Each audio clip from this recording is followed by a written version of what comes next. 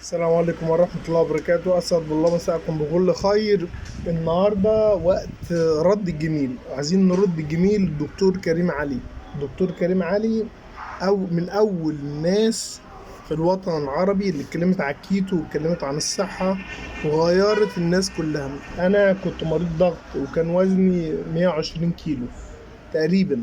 لما سمعت كلام الدكتور كريم علي وطبقته ودرست التغذية ومش عارف ايه ودرست الكيتو، الحمد لله خسيت وخسست بعد كده آلاف الحمد لله. زي ما الدكتور كريم علي بفضل الله ساهم في شفاء الآلاف أو الملايين خلاص في الوطن العربي. بنته تعبانة، الواحد أقرب حاجة ليه في الدنيا بنته، البنت حبيبة أبوها. فعايزين ندعي للدكتور كريم وندعي لبنته. يا رب يا من أنت الأحد الصمد الذي لم يلد ولم يكن له كفوا أحد، يا حنان يا منان يا رب. اشفي بنته يا رب، عندها مرض مناعي وفي العناية المركزة، ربنا يا رب يشفيها، ربنا يشفيها يا رب، يشفيها يا رب، يشفيها يا رب، يشفيها يا رب، يا رب يشفيها يا رب، يا رب يشفيها يا رب، واربط على القلب أبيها يا رب. كنت عايز أقول حاجة بس صغيرة، بس والله ما ليا نفس بس أقولها لكم. طيب كان عندي ست سعودية، بنت سعودية ما بتخسش خالص خالص. كان المشكلة بتاعتها ما بتشربش مية خالص خالص، المية دي ما بتشربهاش خالص. وكمان المشروبات السخنة يعني الشاي والقهوة والنسكافيه ما بتشربهاش خالص خالص. طب انا اعمل معاها ايه ازاي دي؟ يعني هحسها ازاي؟ فقلت لها يعني اشربي شاي بحبة البركة ممنوع، قهوة ممنوع، مش عايز تشرب حاجة. عايشة على ايه؟ عايشة على البيبس الدايت.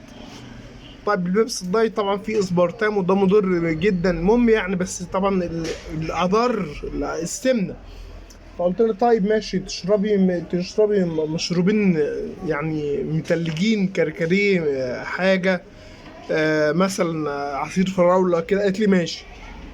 يبقى انا كده بدأت ان انا اشربها كركديه وعصير فراولة، وبدأت ان انا اشربها ايس تي او ايس كوفي.